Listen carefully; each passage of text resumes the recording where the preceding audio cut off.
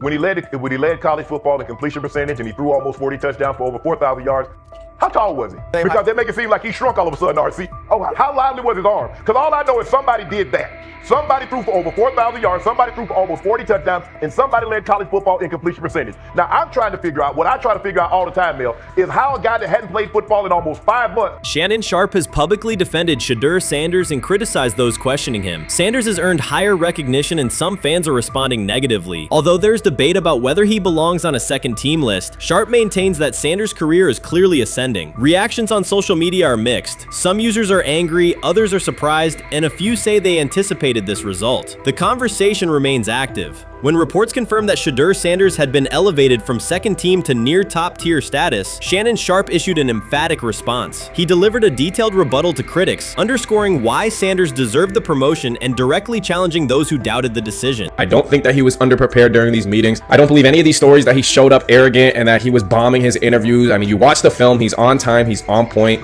You watch his interviews, he answers like a 10-year NFL veteran. Like, he's clearly dominating OTAs. It's every single day there's a new report of how well he's doing for the Browns in OTAs. And I mean, you can say what you want, it's just OTAs. Okay, if that's your new narrative, then he's doing exactly what he needs to be doing. He's on point, he's on time, he's getting the respect of his teammates, and he's making plays. So we're gonna see years down the line, something's gonna come out that I don't know what exactly it was, but something will come out. Critics have been waiting for an opportunity to dismiss Sanders. They labeled him overrated, accused him of benefiting from nepotism, and claimed his profile came only from his last name and polished image. Within their own echo chamber, they cited every game in which he fell short of huge passing numbers as validation of their doubts. Since Sanders has begun receiving formal recognition, criticism has escalated. A wave of self-appointed analysts is dissecting his throwing mechanics and team role, and many online commentators now argue that his promotion reflects deeper problems within the sport. Shannon Sharpe rejected each criticism directed at Shedeur Sanders. During the broadcast, he turned a routine segment into a detailed examination, acting as presenter, interrogator, and fact-checker. Sharpe walked viewers through game film, season statistics, and scouting reports to show why Sanders merited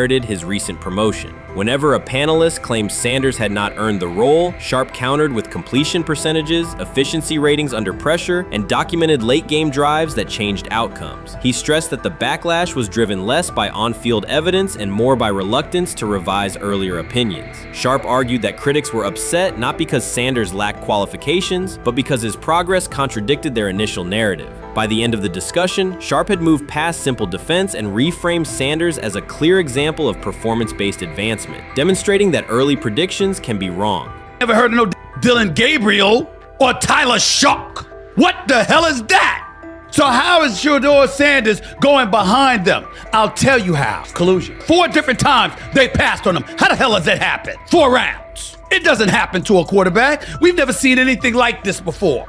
Shedeur Sanders with the watch. Shedeur Sanders with his bravado. Shedeur Sanders with this supposed arrogance or whatever. Shedeur Sanders' advancement did not happen by chance. While detractors questioned his resume online, he continued to prepare, attend every practice, and deliver accurate throws under pressure. The contrast between his output and the complaints directed at him has been stark. Some critics even argued the selection committee was, quote, biased toward performance, as if rewarding strong play were improper. Rumors quickly followed. Certain commentators speculated that a public relations push from the Sanders family must have influenced voters, suggesting everything from coordinated media strategies to alleged favors for coaches. None of these theories addresses the basic point. Sanders earned his promotion through consistent production, poise in the pocket, precise ball placement, and efficient decision-making. Shannon Sharpe highlighted these facts during his response. He noted that Sanders' performance metrics justify the recognition and emphasize that resistance to the move stems more from prior prejudice than from substantive evaluation. For Sharpe, the goal was clear: present the data, challenge unfounded claims, and correct the narrative. The discussion, therefore, became a broader statement about acknowledging merit and abandoning outdated assumption. Colin Cowherd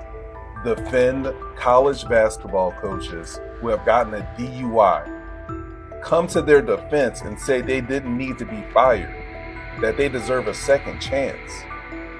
But Shedeur Sanders drives 40 miles over the speed limit, gets a one-on-one ticket, and Colin Cowherd comes on his show today and says he's out on Shedeur Sanders. He's seen enough. He can't support him anymore.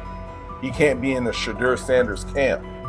because of the speeding ticket. Shannon Sharpe addressed commentators who portray constant doubt as expertise. Those who discount strong performances with "we'll see" but declare bust after a single mistake. He noted their belief that progress only counts if an athlete visibly struggles. Sharpe's response was methodical rather than emotional. He presented evidence, cited statistics, and calmly refuted each claim. Following his remarks, several critics began revising or deleting earlier posts, recasting themselves as longtime supporters of Shedeur Sanders despite having questioned him for months. Sharpe insists on accountability, naming specific individuals and dates while requesting public acknowledgement of prior errors. He argues that analysts cannot spend months undermining a player's potential and then quietly adopt a supportive stance once the athlete succeeds. These are serious, big-time, top-of-the-line playmakers that they have. If you can go 45-42 in the fourth quarter because your quarterback set the school record with 510 yards passing.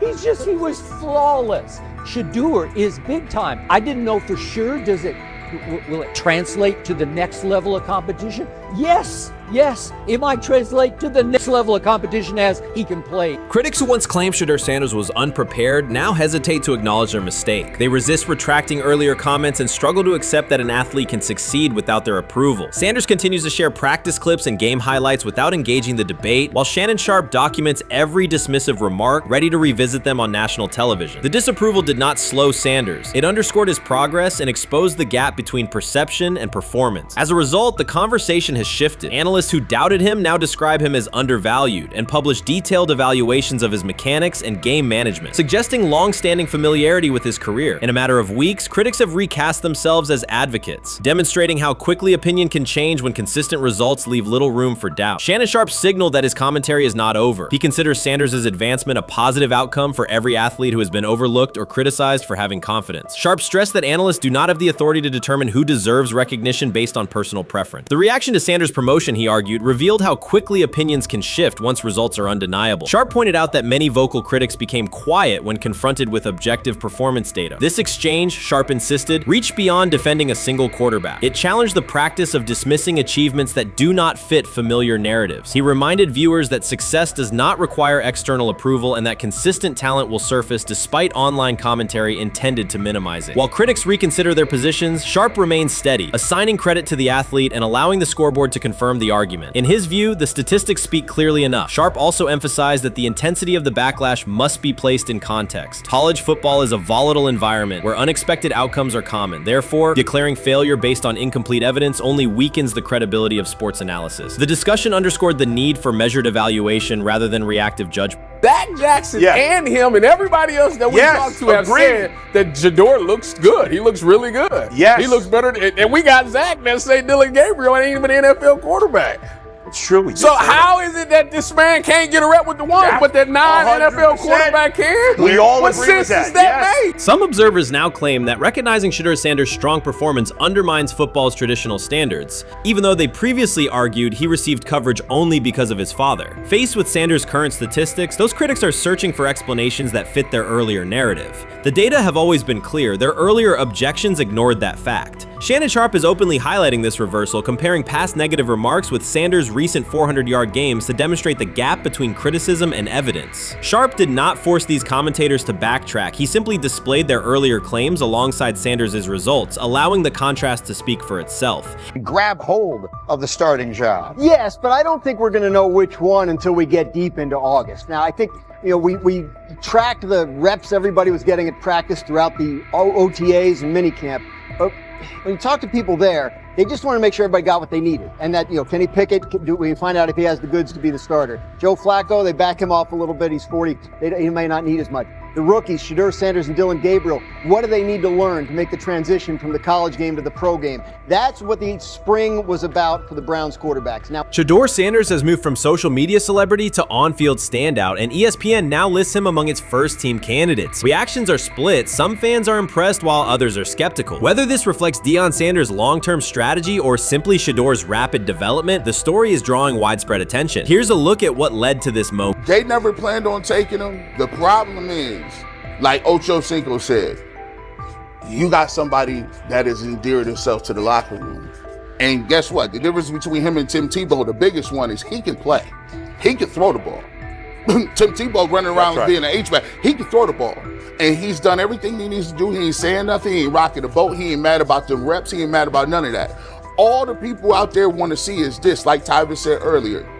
We want to see what he can do with Jerry Jeudy. Online reactions are sharply divided. Some fans strongly support Sanders, while others argue he is overrated. Traditional analysts cite statistics and claim his recognition comes mainly from his father's name. Sanders supporters are actively celebrating his rise and already predicting a future NFL career. Sports media outlets have made his candidacy a central topic of debate. The discussion now extends beyond statistics and victories to include his marketability, public image, and on-field presence. Sorry, is Shedeur Sanders going to get a chance to win this job? Do you believe he gets a legit shot to win this job?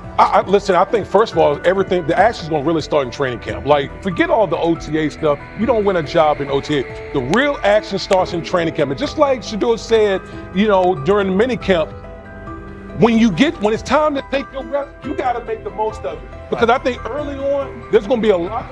Remember, Joe Flacco didn't hardly practice in OTAs and mini camps because they were giving the young guys. Right. So when he gets his opportunity, he's going to have to make the most of it. Analysts are closely reviewing game footage to evaluate Sanders' decisions and mechanics, while others examine his social media activity to see how he balances content creation with quarterback duty. Shedeur Sanders' placement on ESPN's early first-team list has taken over the college football conversation. Supporters circulate his highlights and argue that his on-field production and leadership justify the honor. Skeptics claim the recognition relies too heavily on his family name and question whether his resume is strong enough for first-team status. Analysts are rewatching game footage to assess his reads, accuracy, and pocket presence, while others examine how he balances a high-profile social media presence with quarterback responsibilities. The debate has pushed other storylines, such as conference realignment and NIL issues, into the background, leaving fans and commentators focused on Sanders' performance, marketability, and overall impact on the sport. I'll keep saying it.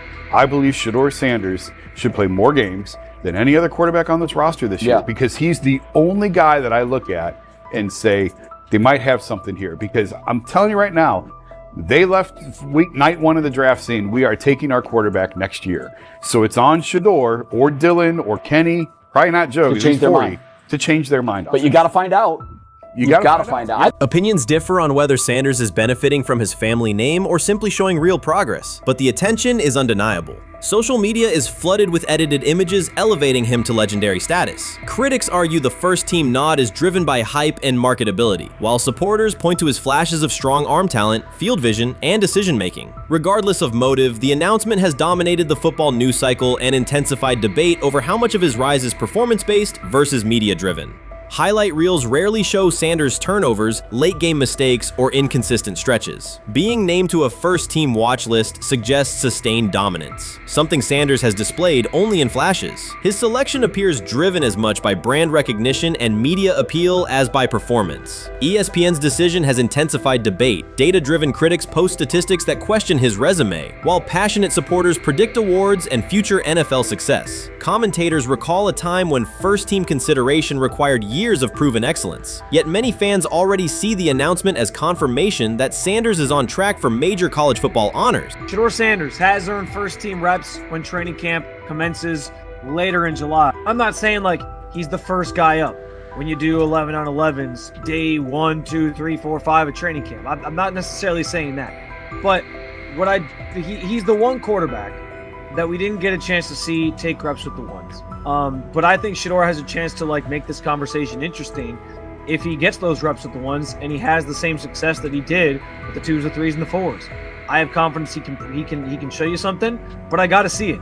We all got to see it before we can actually judge that. Some believe Deion Sanders is already preparing for an award ceremony, while others are furious, threatening to protest ESPN's credibility over Shedeur's first-team mention. Critics argue that honoring Sanders without a full season of elite play undermines college football standards. Supporters insist his performance and profile justify the recognition. The debate reflects a broader clash between traditional merit-based evaluation and modern long-term brand-driven visibility. In today's landscape, first-team consideration is no longer only about statistics. It also involves marketability and audience engagement. Whether welcomed or rejected, Sanders commands attention and embodies the sport's shift toward both performance and personal brand. Shedeur is lighting it up in practice every day. You're not even a half bit curious to see what he could do with the ones. That makes no sense. And then on top of all of that, you got players going on podcasts and talking to people in the media saying this guy is really good. Like, this guy is legit. So even your peers respect you enough. How is it that the coaches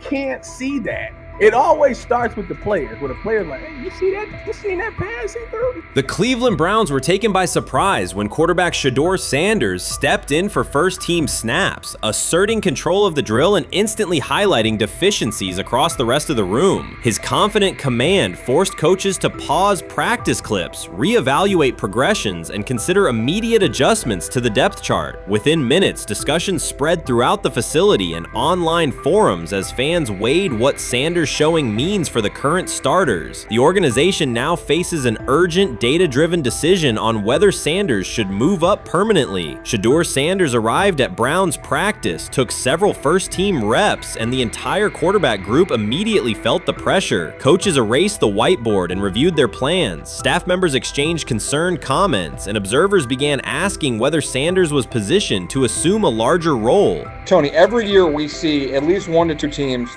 They were in last place in their division the year before. No one thought they'd be good, and then they were good. It almost seems like no one's even assuming the Browns can be that, but we see it happen every year. And I get the quarterback stuff, but like, correct me if I'm wrong, Tony. The Browns are trying to run the football, play good defense, not turn the ball over in the passing game, and try and take advantage when they can, correct? That's what they're trying to do. That was the 2020 offense. The Cleveland Browns are still searching for stability at quarterback. Deshaun Watson is yet to deliver consistent starter-level production that justifies his contract, and each game renews doubts about whether he can regain peak form. Behind him, rookie Dorian Thompson-Robinson shows promise but remains inexperienced and unpolished. Coaches are evaluating alternatives each week and may need to adjust the depth chart if progress stalls. The roster around them is built to contend now, so ongoing uncertainty under center is increasingly costly. As we talk about, we do believe in best player available. We do believe in positional value, and we didn't necessarily expect him to be available in the in the 5th round, and so we love adding competition to every position room and adding him to compete with the guys that are already in there. We felt like that was the appropriate thing to do. The Browns quarterback group is unsettled. Deshaun Watson has yet to provide the reliable, high-level play his contract demands, while rookie Dorian Thompson-Robinson remains promising but unpolished. Depth behind them consists mostly of veterans whose experience lies more in holding clipboards than leading offenses. The coaching staff needs an immediate answer, not a 3-year development project. Shedeur Sanders enters as that potential solution. At Colorado, he passed for more than 3,200 yards despite working behind one of college football's poorest offensive lines, consistently demonstrating poise, quick processing, and accurate ball placement under heavy pressure. Film shows steady reads and disciplined footwork, traits that offset concerns that his profile is built on family name or media attention. Cleveland viewed the signing as a low-risk, high-reward move. Early in camp, Sanders received a handful of first-team snaps intended merely as an evaluation. Those plays quickly changed practice tempo. The ball came out on time, receivers hit their landmarks, and the defense struggled to adjust. Coaches immediately expanded the review, using phrases such as evaluate every option, an indication that the depth chart was no longer fixed. Watson sensed the scrutiny. Thompson-Robinson increased his urgency. Within minutes, competition in the quarterback room intensified. Sanders repeated that performance in subsequent sessions. His footwork remained clean, progression sharp, and throws firm and precise. Each strong rep forced staff to reassess the plan to keep him buried on the developmental track. The broader context magnifies the pressure. Cleveland's roster is built to contend now. Fans are weary of quarterback turnover, and the front office cannot afford another costly misstep under center. Around the league, rookie passers rarely wait multiple seasons anymore. Joe Burrow, Justin Herbert, CJ Stroud, and even late pick Brock Purdy established that precedent. If Watson opens the regular season and struggles, public calls for Sanders will grow, especially if the rookie flashes in preseason. Alternatively, another team could attempt to acquire him if Cleveland hesitates to elevate his role. Each scenario underscores the same reality. Sanders' emergence has turned a routine camp evaluation into a critical decision point for the franchise. And we saw Dillon Gabriel go 11 on 11 with the first team, Shedeur Sanders go 11 on 11 with the second unit. So that was really the big wrinkle today. Yes, and of course, it was the first time that we have seen Shedeur Sanders get any of those coveted 11 on 11 reps. Of course, again, it wasn't with the first team offense or against the first team defense, but it's progress. And that means that he's going in the right direction, that the arrow is pointing up. He's coming up the learning curve. So that's good for him. And I actually thought just overall, he had a better day than Dillon had today. He completed more passes. He was more on point. In fact, in that 11 on 11 period, he threw a near touchdown. Desperation can push franchises toward aggressive decisions, especially when their quarterback options appear unconvincing or outdated. One scenario now emerging is that Sanders earns enough confidence to take full preseason reps with the starters, forcing Cleveland to revisit a depth chart it believed was settled at the beginning of July. His practices demonstrate that the excitement around him is grounded in measurable performance. Accurate, high-velocity passes against first-team defenses, and confident command of the huddle. Each strong outing also heightens league-wide interest. Rival scouts adjust evaluations, and general managers revisit their notes, aware that a viable young quarterback may soon become available. Inside the facility, the personnel staff must balance short-term results with long-term roster planning, knowing that an early move could reshape salary cap allocations and locker room dynamics. The pressure on Watson and Thompson Robinson escalates accordingly. Both must produce visible progress to maintain their current roles. Cleveland's recent history shows how quickly promising quarterback situations can devolve into controversy. The franchise has turned potential breakthroughs into organizational turmoil before, so observers remain cautious about how this competition will unfold. What do you think is happening in Browns camp? What do you think is going to happen there? Before I let you go, Lewis. You know, I think it really does. It really does all depend on how Kevin is able to, as it relates to Shedeur, work him in enough. Well, one, Shedeur has to earn the right for Kevin and the staff to have discussions about, hey, we got to get him more reps with the ones and twos. We got to get him more reps with the ones and twos when we're going team period, not just walk through or not just 7-on-7 team. Louis Riddick reacted sharply on air after viewing practice footage from the Cleveland Browns. The clip showed quarterback Shedeur Sanders executing a string of precise throws while the Browns head coach watched with a broad smile. Riddick questioned whether the session was focused on evaluation or celebration, arguing that visible enthusiasm from the staff could cloud objective assessment of a rookie's progress. Earlier in the segment, Riddick's tone had been measured once the Sanders highlights appeared. He criticized the perception that a routine practice was being treated like a marquee event. He stressed that coaching reactions should remain subdued until performance translates into game situations. Riddick concluded by calling for accountability and asking the Browns to clarify how they plan to manage expectations for Shedeur Sanders as training camp continues. Couldn't imagine me myself saying, hey, you know what, as someone who has been at the very bottom to try and ascend to like some level of success, I could never imagine going, you know what would be really cool? I'm gonna play a joke on someone like this and make pretend that I'm a GM and I'm drafting you when actually I'm not, and then I'm gonna hang up and just giggle about it. Man, what the hell are we doing? Seriously, what are we doing when we think that that kind of crap is funny? I don't know. Trying to get likes on TikTok. I don't have the right words for it. Right, Lewis, I'm gonna say this. I don't have the right words for it. Few situations unsettle a former front office executive faster than watching coaches celebrate a rookie quarterback before pads come on in August. In Louis Riddick's view, the Browns staff did more than acknowledge promise. They acted as though they had already secured their franchise leader. Throughout the session, Shedeur Sanders delivered 40-yard throws off his back foot, ran crisp 2-minute drills, and displayed steadiness rare for a first-year player. According to reports, each successful rep drew audible admiration from the sideline, highlighting how quickly enthusiasm has escalated. When Riddick reviewed the same practice tape and heard the glowing comments, he challenged the reaction on live television. He argued that a few controlled drills should not override the methodical scouting and development work that normally guides roster decisions. Riddick's criticism focused less on Sanders' talent than on the evaluation process. He warned that comparing a prospect to established stars or joking about renaming the stadium creates pressure before the player has taken an NFL hit, faced a disguised coverage, or logged a preseason snap. Praising potential is acceptable, he said, but anointing a savior in July risks repeating the organization's history of premature quarterback expectations. Sanders brings confidence shaped by his father's legacy and his own disciplined preparation, yet Riddick insists that progress must be confirmed over time. He urged the Browns to temper public excitement, follow a structured development plan, and reserve celebratory reactions for on-field results that matter. Regular season production under live pressure, not highlight clips from a midsummer workout. He has to earn that. Kevin has to figure out a way to do that. So then you can reasonably assess what you have in him compared to Dillon, Gabriel, compared to Kenny, compared to Joe Flacco. If you don't, then the conversation surrounding him is going to continue to be what it's been, which is, but for some people, he was overhyped all along. He's not that great of an athlete, doesn't have a big enough arm. There's a reason why he was a 5th-round pick, blah, blah, blah, which I don't believe.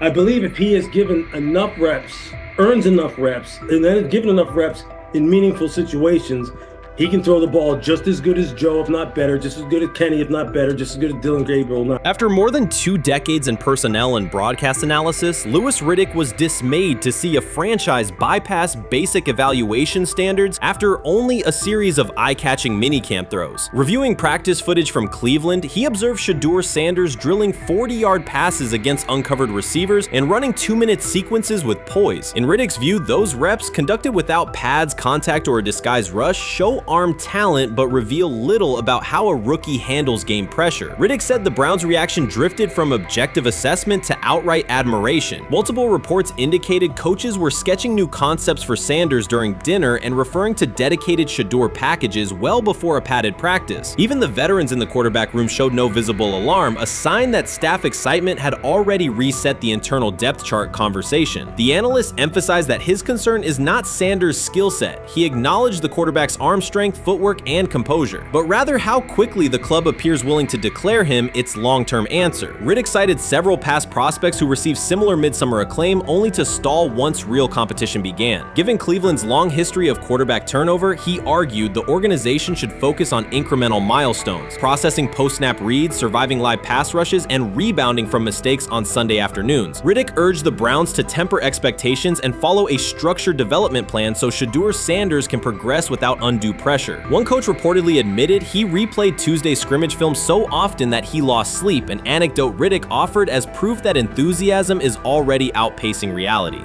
All asking now is what is going on with Shedeur Sanders, and so the floor is yours. Maybe you can make sense of this free fall with what was at one point the top-rated quarterback in this draft class.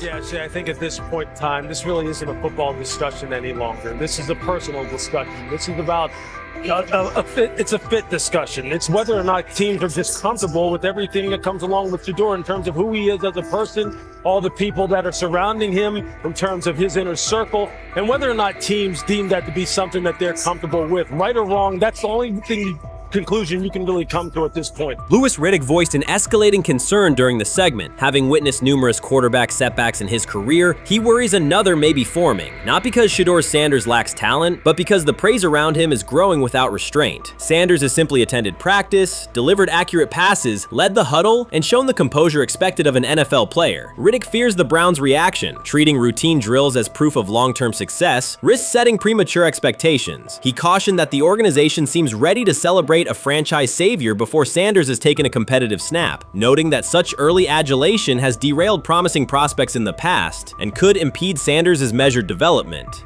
The 2025 NFL Draft was expected to be Shedeur Sanders' moment. Many projected him as a top 10 talent and a headline quarterback in one of the most discussed college football storylines in years. Instead of walking across the stage on the first night, he waited through 3 days without a call. There was no celebration, only silence. When the phone finally rang at pick no. 144 in the 5th round, it was the Cleveland Browns. With that selection, the financial outlook changed dramatically. The Sanders family believes believes this was not a typical draft slide, but the result of coordinated action. They are pursuing a $100 million lawsuit alleging collusion across parts of the league. In the months before the draft, Sanders was consistently discussed among the top quarterbacks in the class. Television and digital analysts praised his poise, accuracy, leadership, and command. Scouts highlighted a 74.1% completion rate, record-setting stretches at Colorado, and his rise from an HBCU star to a national figure. Consensus expectations placed him in the first round or early second. Draft night unfolded differently. As picks accumulated, there was little indication that his name would be called. The atmosphere at his private gathering shifted from anticipation to doubt. When the Browns selected him late on day 3, projections for his first contract dropped from an estimated range in the mid-$30 million to approximately $4.6 million,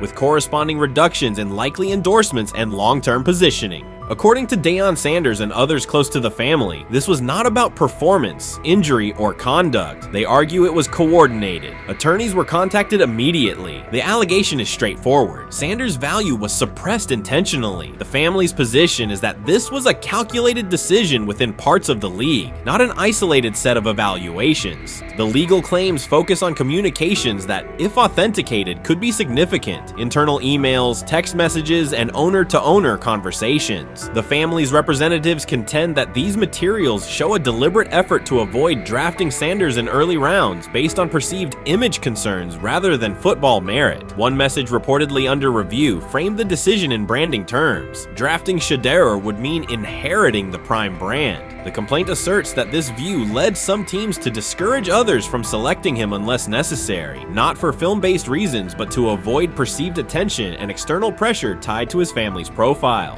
A related thread involves speculation about team fit and willingness to play for certain franchises. Past public comments by Deion Sanders were interpreted by some as signals of an Eli Manning scenario. The family's view is that these were strategic statements, not ultimatums. They argue that rather than engage in discussion, teams chose a passive approach, no direct rebuttal, reduced contact, and a collective reluctance to invest a premium pick. If phone records and written communications corroborate coordination, these items could become central exhibits. Media tone shifted as the draft neared. Coverage that had emphasized production and leadership began highlighting intangibles, interviews, and perceived coachability. Anonymous sourcing appeared in multiple outlets, with claims that Sanders skipped combine drills out of arrogance, bristled at film critique, or told one club, "Maybe I'm not the guy for you," after a tense session. A widely cited line, "Nobody wants a celebrity backup quarterback," was voiced by Colin Cowherd and circulated as shorthand for risk. The Sanders legal position is that these narratives did not arise organically, but reflected a coordinated leak pattern that undermined his market value.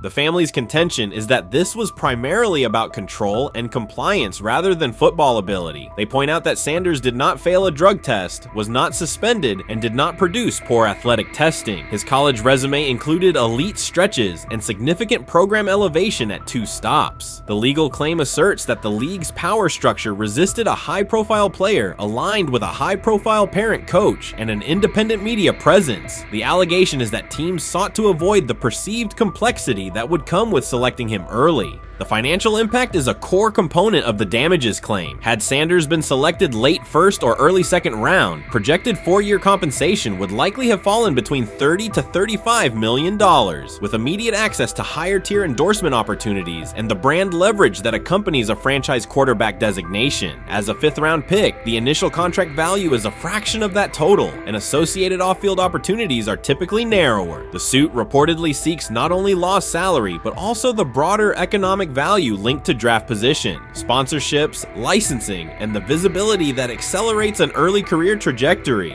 The filing's scope, as described by sources close to the family, extends beyond the league office. It may involve media outlets, scouting firms, and specific executives if discovery shows coordination or materially false statements that affected value. The argument is that the draft slide harmed not only Shedeur, but also the broader Sanders brand, affecting perceptions of Deion Sanders as a recruiter, coach, and public figure. The family's view is that narrative construction around brand risk and celebrity backup produced a measurable economic and reputational loss. If a court authorizes discovery, the process would likely compel emails, internal draft notes, and message archives from teams and third-party intermediaries. Subpoenas could be served on media organizations for sourcing records related to anonymous quotes. That level of transparency would be unusual and could reveal how information flows during pre-draft periods. The legal theory moves beyond a single player's evaluation to the draft's integrity, whether owners or executives acted in concert to reduce a prospect's value for reasons unrelated to football performance.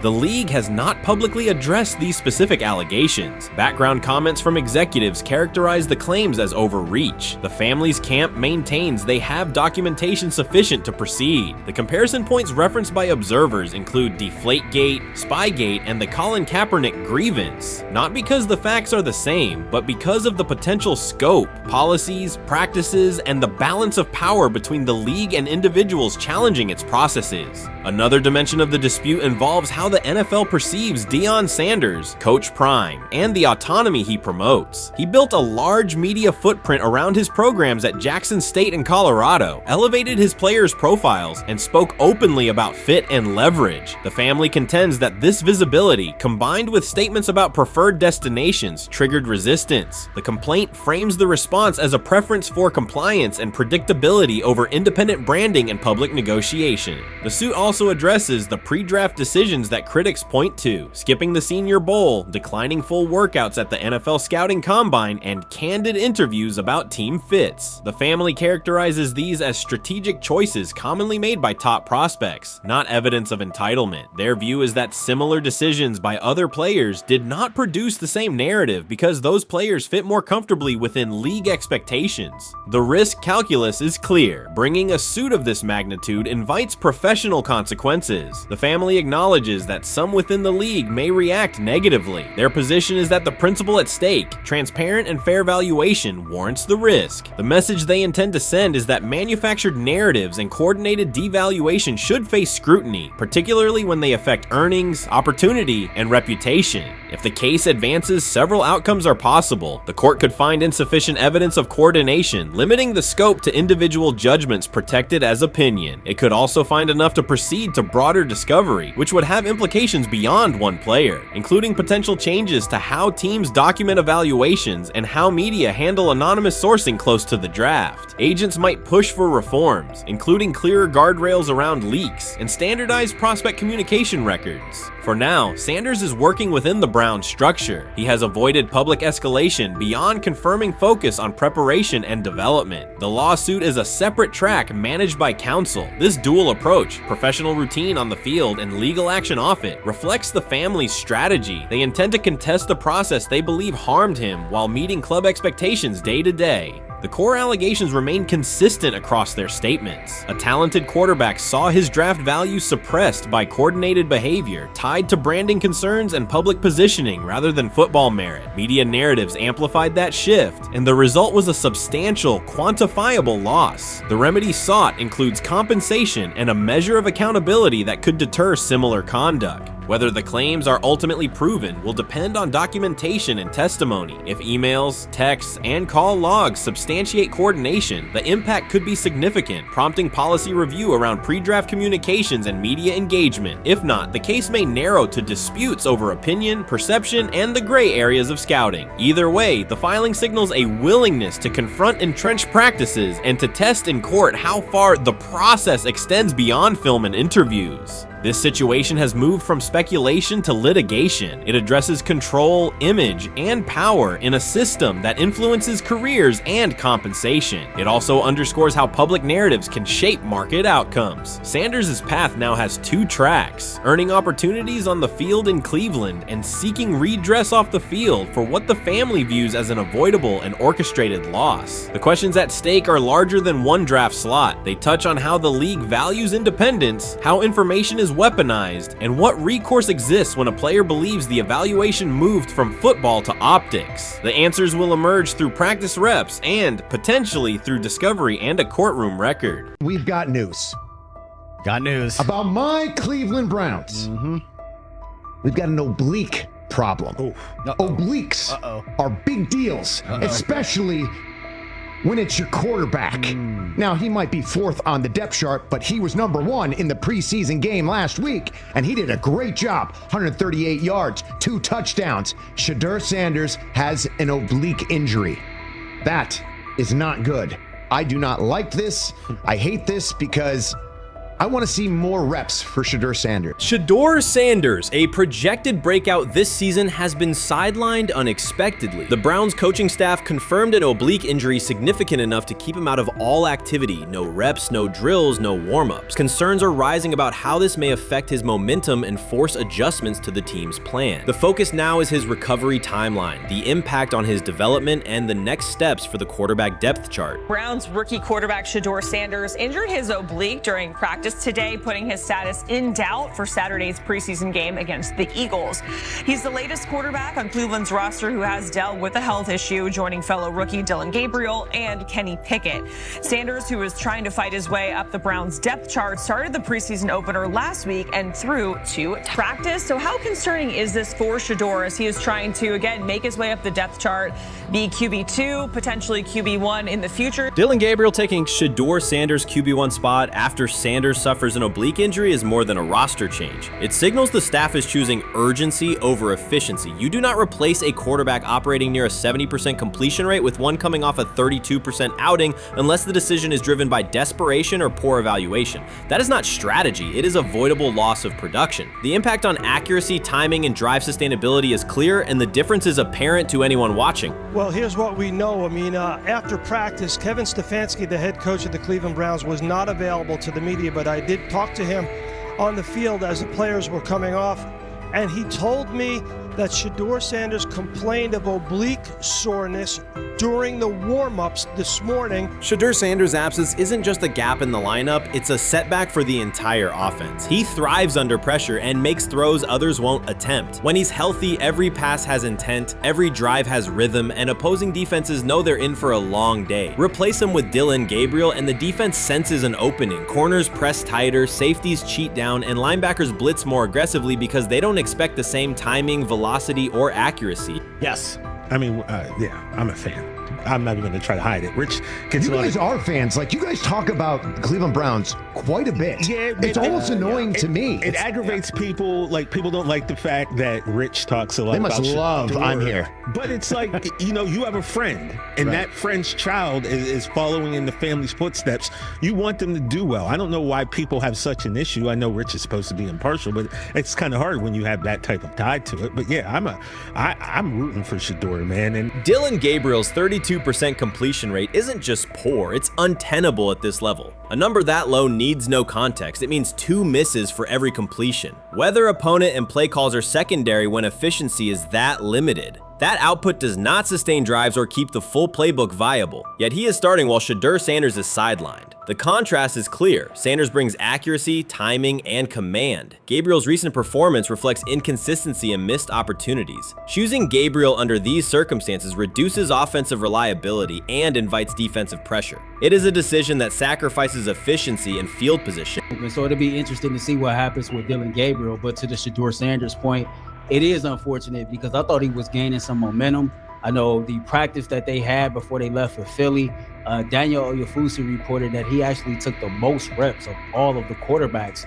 And that was the first time that had happened. It was the first time that he had went ahead of Dillon Gabriel, practicing with the twos, etc. So like coming off that stout performance against the Carolina Panthers, he was gaining momentum. If this were a clean evaluation, there would be no debate. Shedeur Sanders is the clear choice. He's accurate, composed, and consistent with a track record of high-level production. Dillon Gabriel remains a question mark, and not the kind that stresses defense. He's the kind that makes coaches consider leaning on the run to limit risk and protect field position. The reality is that injuries create openings for players who haven't earned them. Gabriel has stepped into QB1 while Sanders is out, but that reflects circumstance, not superiority. We don't know the severity of this oblique injury and whether it will will even keep him out of Saturday's game against the Eagles. As for moving up the depth chart, I'm the Browns preseason sideline reporter. I was there Friday night when he burst onto the stage and set the NFL world buzzing. And yes, his demeanor was tremendous. His poise was tremendous. He did the things that were asked of him. But at the end of the day, he wasn't actually asked to do all that much. The real concern is how this could attach to Shedeur Sanders' reputation. The NFL is unforgiving about availability. An oblique injury for a quarterback isn't minor. It affects mechanics, torque, and timing. Even with a strong return, the injury-prone label can linger. For the Cleveland Browns, or any team seeking stability under center, that perception is toxic. Teams don't want a player they fear won't make it through October. That's the risk. Talent doesn't always overcome league politics. Once questions about durability start, they rarely fade. They surface in contract terms, roster decisions, and sideline evaluations. So Shedeur Sanders is injured again? If you were following along on social media today for the Browns' first joint practice in Philadelphia against the Eagles, wow, you were in for a tumultuous ride. I mean, all the reporters, both Browns and Eagles reporters, were pretty much flabbergasted at the fact that Shedeur Sanders was taking 0 team reps during the day, and even Tyler Huntley was getting team reps instead of Shedeur. And then it came out, obviously, everybody's speculating. There's people calling for Kevin's jobs, and before I go any further, I don't blame anybody. Ever. Meanwhile, Dillon Gabriel's numbers should be sidelining him, not elevating him. A 32% completion rate isn't a dip, it's a warning sign that points to issues with field vision, timing, and receiver cohesion. That's the quarterback taking snaps while Shedeur Sanders is out. Put their work side by side and the gap is obvious. Sanders shows consistent placement, timing, and footwork that reflect high-level execution. Gabriel's recent output introduces variability that shrinks the call sheet and stalls drives. You can't claim the priority is winning while starting a quarterback who isn't reliably delivering routine completions.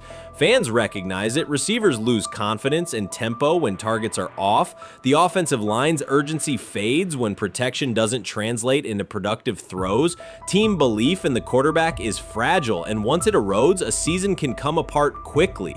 We could be looking at, 3/4 of Snoop and maybe 1/4 of Dillon Gabriel. Not really exciting for the fans. Of course, it would be nice to see what Dillon looks like. Did spend third-round capital on him. If you're Dillon Gabriel and you're a rookie, is not you be want to get healed. You want the reps. You want to take these reps. So what do you do to prepare yourself and get ready? Because, man, when rookies get injured, it's like these reps are so valuable. Yeah, sets them back a lot. We do have some video here. Mike Garafolo had some video of Jalen Hurts kind of helping Shedeur use his cart to get off the field here. Shedeur Sanders changes the entire equation. His presence under center keeps defenses honest, keeps teammates engaged, and expands the coaching staff's options. You can call vertical shots, open the playbook, and control the game's tempo. Dillon Gabriel limits that. With him, the playbook narrows, drives stall, and the defense ends up on the field too long trying to compensate. The Cleveland Browns are not in a position to gamble at quarterback. This is a franchise with a difficult history at the position. With Gabriel, the issues are visible from the stands. A 32% completion rate won't jump to 60% with a few extra reps. If anything, it will decline as defenses present looks they would not risk against Shedeur. And that's the core issue. Shedeur Sanders at 80% is still a better quarterback than Dillon Gabriel at his best. That isn't exaggeration, it's the numbers. If Sanders is a 70% passer when healthy, even a drop to 60% keeps him well ahead of where Gabriel is now. Yet the team is rolling with the quarterback who isn't delivering routine completions. Every week Sanders is out, his hold on QB1 loosens. That's the hard truth. The longer Gabriel stays in the role, the more coaches cite continuity and chemistry to cover what's happening on the field. Every throw and every drive has to be a statement, not just to win, but to erase any notion that Gabriel is a legitimate alternative. In the NFL, QB1 isn't handed back because you used to be the best option. You have to take it. Started off with some positive news for Shedeur, and then it kind of just went left real quick. Shedeur got the news early on that if Dillon Gabriel couldn't go, he would get his second straight start in the Saturday preseason game against the Philadelphia Eagles. And then he went on to injure his oblique. For the fans who don't know exactly what part of the body the oblique is at and what that injury is and how it can impact the quarterback, can you explain to them what is an oblique injury?